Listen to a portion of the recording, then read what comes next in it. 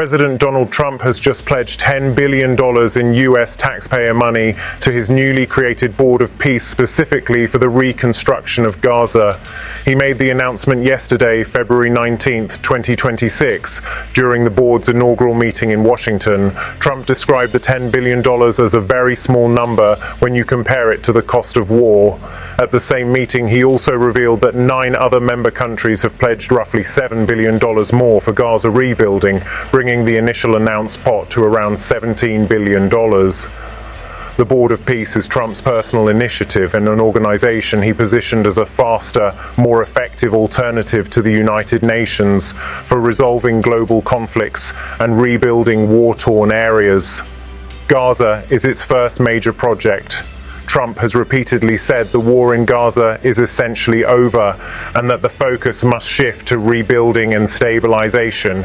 He sees the board as the vehicle to deliver that reconstruction without what he calls the endless bureaucracy of the UN. By committing serious American money up front, he is trying to show leadership, attract other donors, and create momentum for a new post-war order in Gaza that aligns with his long-standing deal of the century thinking: economic development first, political questions later. The pledge is public and dramatic, but the details are almost non-existent. Trump and the White House have not explained where the $10 billion will actually come from, how it will be spent, who will control the money on the ground, or how it will be audited. White House officials later told reporters the commitment is part of a 10-year plan, and we will work on it in conjunction with Congress. That single sentence reveals the core problem. The president does not have unilateral authority to spend $10 billion on foreign aid of this scale. Major foreign assistance packages normally require congressional appropriation. Critics from both parties in Congress are already calling the move legally questionable at best and an overreach at worst. Several lawmakers have said they will challenge any attempt to move money without explicit approval. At the same time, the other $7 billion pledged by member countries, mostly from Gulf states and Central Asian nations, is also vague. No timelines, no conditions, no clear mechanisms. Possible consequences are significant. On the positive side, if the money actually flows and is well managed, it could accelerate rebuilding in Gaza, new homes, infrastructure, jobs, and give ordinary Palestinians tangible improvements after years of destruction. That could reduce radicalization and create space for longer-term political talks.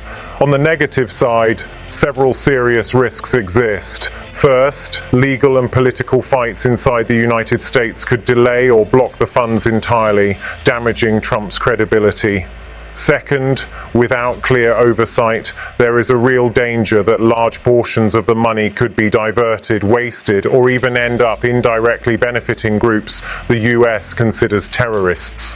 Third, if the Board of Peace is seen as an American-dominated project that sidelines the Palestinian Authority or ignores Israeli security concerns, it could collapse politically before any concrete rebuilding begins. Fourth, this move further weakens the United Nations, which Trump has already criticized heavily and withheld funds from, accelerating the fragmentation of the global aid system. The Board of Peace is not just about Gaza money.